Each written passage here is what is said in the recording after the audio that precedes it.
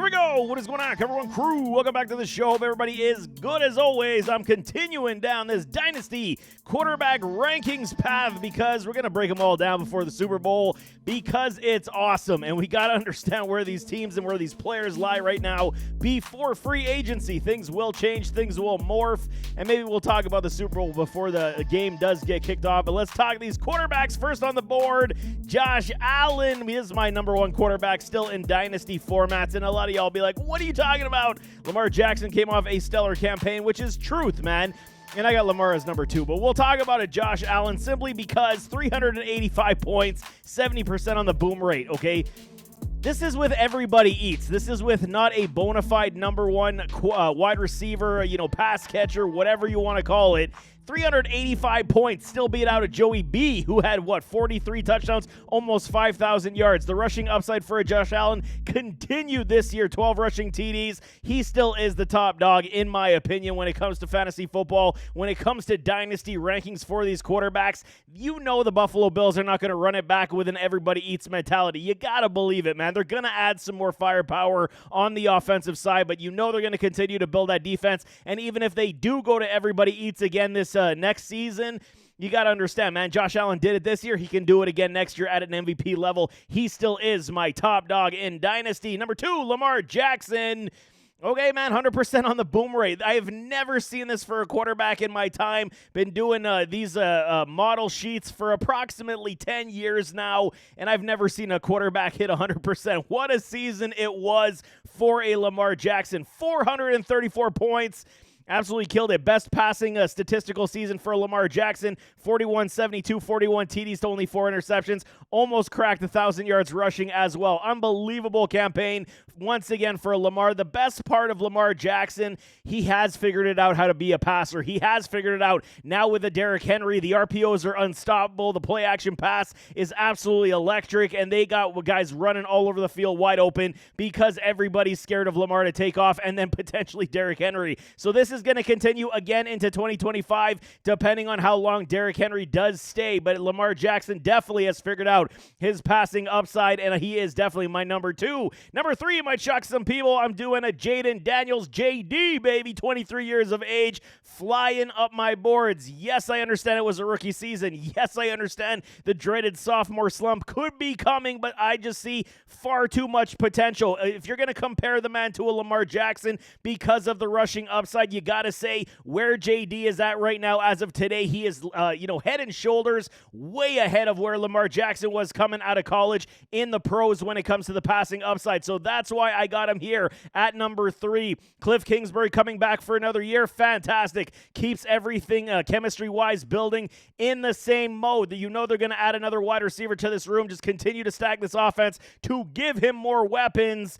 70.6% on the boom rate, 364 points, baby. He should be the rookie of the year. Jaden Daniels definitely is rising up boards. His value is definitely supreme right now. Number 4, Jalen Hurts, and I get it. A lot of y'all will jump a Joey B above.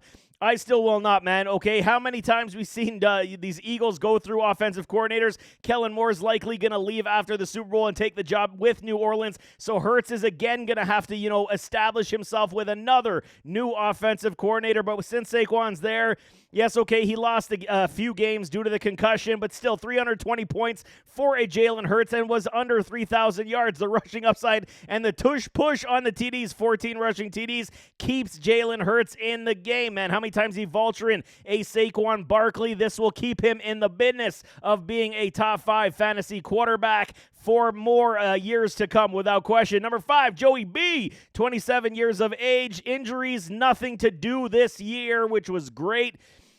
And they got to add pieces. Obviously, this team, for whatever reason, they just can't figure it out. They start out the gate slow. Typically, we see a Joey B injury. That's why I don't got him at number 4. Even though number 5 is very respectable, the injuries do concern me. This year, thankfully, we didn't see him get hurt in camp or preseason, and then he basically played the entire year unscathed without a couple, bumps and bruises. One of his best campaigns, almost 5,000 yards, like I said, 43 TDs, 9 interceptions, 82% on the boom rate. Joey B was killed killing it this year, and I totally foresee, depending on what happens with the T. Higgins as well, they will have to restock in the draft, but Chase Brown and company add some offensive line, get them, if they can sign T. Higgins, man, it's just roll it back the same it was, and this is the ceiling for a Joey B. 5,000 yards, abso-freaking-lutely. Patrick homeboy, number 6 right now.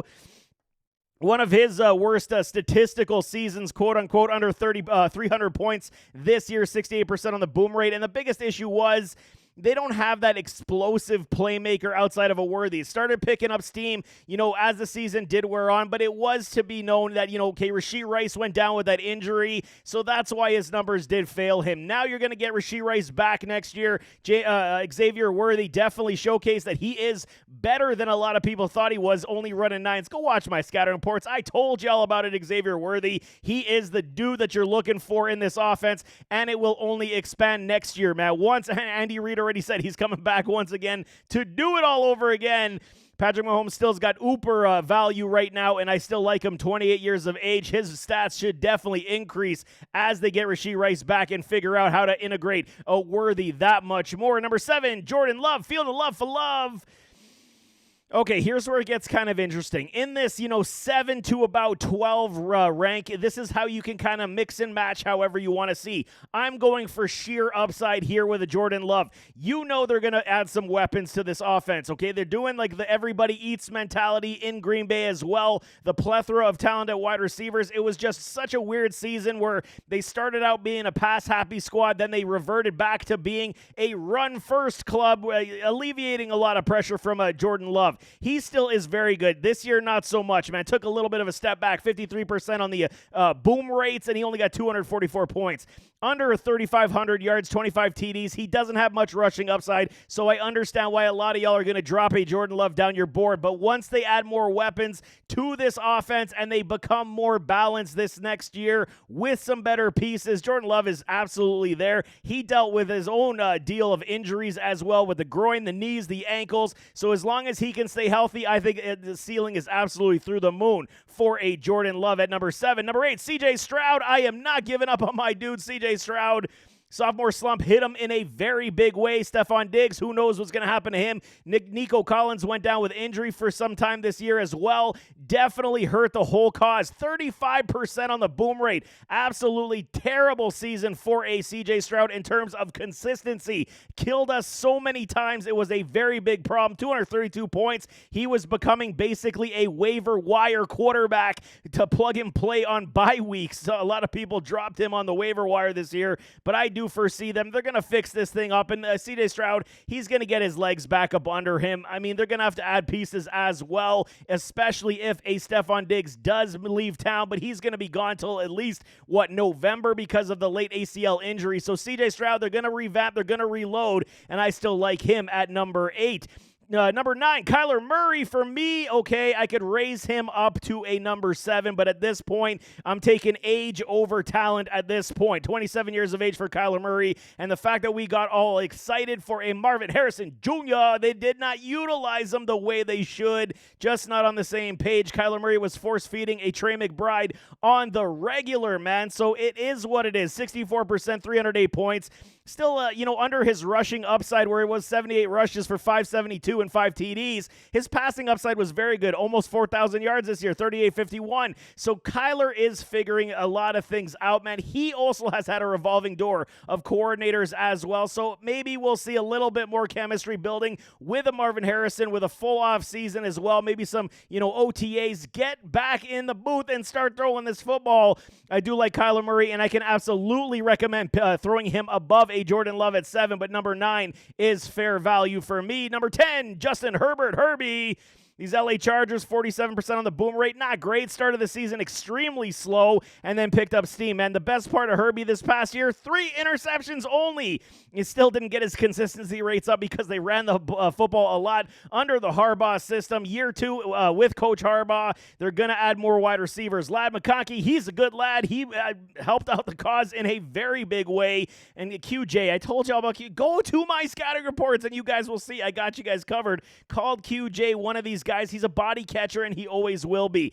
He hasn't proven anything to suggest that he's going to fix this problem in the future. So for me, they got to add another wide receiver. Whether it is free agency, what if T. Higgins does come over here? Then this offense will look that much better. And Justin Herbert, absolutely killer. Played all 17 games this year, finished as the 12th quarterback, and he should still only pick up where they left off at this point. Run game heavy, play action pass. He just needs more weapons that do not drop footballs for him, and he still is flirting with top 5 potential. Number 11, Baker Mayfield. What a season, man. 4,500 yards, 41 TDs, but those 16 interceptions did cripple him from over 400 points this year. 381 was his point totals. 82% for the boom rates for a Bake Show. Absolutely killing it with a Mike Evans. And now you got, like I said, the Jalen McMillan was my guy coming out of Washington with those Huskies. Now they got something here, moving in the right direction. If Chris Godwin comes back to health, you got a formidable trio duo at wide receiver with 2 running backs. Plethora of weapons for a Baker Mayfield. Absolutely love what's going down. He is 29 years old. That's why he's dropping behind the top 10. But we can still trust a Baker Mayfield at this point being our quarterback, especially in Superflex leagues. He is a number 2 slotted quarterback without question. Number 12, we're going into the young blood, man. Drake May, my guy. And a lot of y'all are going to say, okay, I don't like this rank whatsoever. That's fine. You guys rank how you want. I'm telling y'all the appropriate ranks. Drake May is my dude. He is and was the best quarterback in terms of footwork coming out of this draft, and that's what I love. The presence, the poise, the ability to throw those dimes down the field, and the mobility that he does possess. He played with a crappy team, man. He had no offensive line. Basically, another, put-together wide receiver room with, everybody known to man. No real stud. You start building this offensive line. You give him some more talented wide receivers. I know it's a Pro Bowl, but you see that dime he threw to Jamar Chase? I'm just saying this is what he's capable of. Love me some Drake May, and it's no knock on the other rookies. I just think he is one of the better quarterbacks out of this past draft without question. Number 13, Bo Nix. Okay, he stunned me. I'm not going to lie, okay? I did like his game, but I said, it's going to take a perfect system and a perfect storm for him to be something in the NFL, and clearly it is with Sean Payton, Coach Sean Payton. What a season he had. 70% on that boom rate, picked up steam about week 6 and never looked back. 3,700 yards, 29 TDs, ran the football quite a bit at 430 for 4 touchdowns. There's good upside here in Denver with a Bo Nix. I was pleasantly surprised. I will eat my words. I said, I'm really sitting here saying maybe not for a Bo Nix. He showed, man. Bo definitely knows. 24 years of age with these Denver Broncos. I mean, it is looking good. Looking up. They got a good youthful wide receiver core, and they will continue to add as Sean Payton definitely deserves his flowers for turning Bo into something this season. Caleb Williams. A lot of people are going to be, lifting up Caleb because of a Ben Johnson. My concerns with Caleb, I mean, he's a good quarterback, and without question, there's just so many red flags with what he does, okay? He looked timid. He looked unconfident. He looked scared at times. He made some really terrible throws. And then you see the games where he made unbelievable passes, looked poised, and the, efficient timing was there. It just didn't put it all together. While his stat line looks nice, 3,541 and 20 TDs, I mean, the boom rate, man, under 50%, 41.2, cost you how many times with the turnover plays, with the fumbles, with the sacks, especially if you're in sack, loss of point leagues. Caleb Williams absolutely crippling a lot of y'all. So this year, we'll see what he does with a Ben Johnson. I'm going to give him one more freebie year. We could see the following season with some, chemistry building with a Ben Johnson, see what he can do. Sometimes he does hold that football a little too long. Others, I'm blaming the offensive line. So it's a perfect storm of poo, if you want to call it that way. I was going to swear, but I'll get banned off YouTube. But I'm telling y'all, Caleb is good. He just needs a lot of work at this point. Rebuild the man's confidence, Ben Johnson, because you might cripple him like you guys did with Justin Fields. Number 15, Brock Purdy. He's looking Purdy at number 15. The only reason I got Purdy down here, I could lift him up the board too. Still a youthful quarterback, 80% on the boom rate. Absolutely kills it for us when we're playing. Every time you play a Brock Purdy, he's getting you 15 to 21, and you cannot complain. However, that shoulder or the elbow, whatever it is that he's having surgery on, again, it does scare me quite a bit, man. I don't know if he's actually going for surgery this offseason, but it was something that he did injure as the season did wear down. So it was the surgically repaired arm, I should say. I can't remember if it's his shoulder or his elbow. It's evaded me. Check me on that in the comments if you guys are knowing what his injury was. But I mean, this is the only reason. One shot, tear on I think it's the UCL. But if that happens again, Brock Purdy could be in a world of trouble like these 49ers, and it could really inhibit his progression for future seasons. That's why I got him at 15. Otherwise, he is absolutely a trusted commodity in fantasy football. You can lean upon a Brock Purdy. Number 16, Bryce Young. Never thought I'd see the day Bryce Young cracks my top 20, but he looked damn good, y'all. And I mean, 42% on the boom rate. Not great, but from where he started, this is like 80% for a quarterback at this point, man. 2,400 yards, and he looked like the Alabama Roll Tide Bryce Young as the season did wear on. I loved every ounce of it. The confidence, the ability to throw the tight windows, the big boy throws over the linebackers, in between the safeties, breaking those zones. Absolutely killed it this year. Bryce Young's definitely rising up my board with a little bit of caution. We could say 16 to 20 is where Bryce Young should sit. Number 17, Sam Darnold. I will raise Sam Darnold once we find out where he does go. This is the only reason he's sitting at 17. I could easily lift him up to number 12 and be completely satisfied. 27 years of age, seemingly figured it out with a Coach O'Connell in Minnesota, but it's likely that he's out with the Vikings. And I mean, we heard rumor already that the Las Vegas Raiders with Tom Brady may be trying to pilfer him over to the Raider Nation, so we will see. That'll be interesting as well. He had a hell of a season, man. 76% on that boom rate, 320 points, 4,300 yards, 35 TDs. Just killing it, man. 12 interceptions. If he cuts those picks down a little bit, but it made life a little easier throwing to guys like JJ and my dude Addy. So, I mean, we will see. If he goes to the Las Vegas Raiders, I mean, he's got Brock Bowers, and that would be a magical conjunction of point wonders. We know this Sam Darnold at 17. Do not hate it. Number 18, Jared Goff.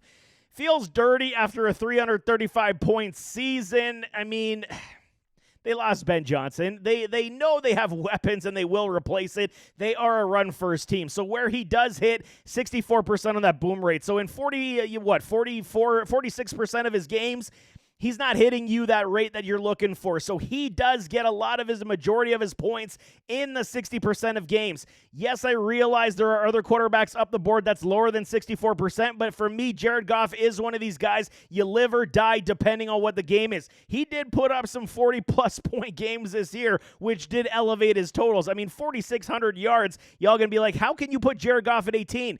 He's just one of these guys that you just can't necessarily trust week in, week out. You're playing the matchup, hoping for the best. I still like a Jared Goff, and this may change, but in this case, I am definitely ranking youth above him as he is 29 years of age. Number 19, Trevor Lawrence, Sunshine. I mean, we'll see. A lot of people are sitting here saying, you're crazy. He's out of the top 20. 24 years of age, dealt with an injury, has not looked right this entire past season. New coaching staff, new lease on life. I'm giving him one more crack. I cannot quit a Trevor Lawrence, man. The passing upside is definitely still here. He's just got to figure it out. Don't know what the hell his problem was this past season. Maybe, okay, the biggest upside, Brian Thomas Jr. I mean, you're going to add more pieces to this offense. He's going to get healed up and healthy, and we've seen the passing pedigree that he does possess. He can still run the football as well. He just got to cut the turnovers, cut the poor decision-making, and he will definitely rise up boards as well. But for me, he still definitely remains in the top 20 because of potential upside and youth, and I'm not giving up on a Trevor Lawrence. Number 20, Tua Tagovailoa. This one, I could easily put either Tua, A-Rich, Anthony Richardson, Michael Penix, potentially. I mean, we could go down the list and try to fit somebody in here. But, I mean, it is basically Tua, A-Rich, Penix, Prescott, Geno. I mean, you got all these guys down your board at this point. But for me, A-Rich is only as good as he does when he plays. The injuries are costing him. The poor passing upside is costing him. I can't endorse it, man. I've seen enough. Have you guys not seen enough? We've got more than enough sample size on an A-Rich to suggest that Tua, a healthy Tua, playing a full 17 in a Josh McDaniels system can easily get you 4,000 yards and maybe, 28 TDs? I'll take that all day to the bank over somebody who, yes, can hit 25-plus, 30-plus points in a game, but only throws 11 passes. I'm not doing it, man. I don't feel like biting my fingernails off every single week to get my 20 points, but Tua definitely is there, and it is a fluid event after 20, so you definitely got to keep tabs on that. But there you have it. That is quarterback rankings, my top 20 for Dynasty as we sit pre-Super Bowl. This will obviously change as teams get better in free agency and the NFL draft, but it's a good way to look at your teams right now if you're looking to deal and move at this moment right now. But nevertheless, as always, don't forget to hit that like button, hit that subscribe button, jump in those comments, give me your thoughts, and we'll see you next time. I am out.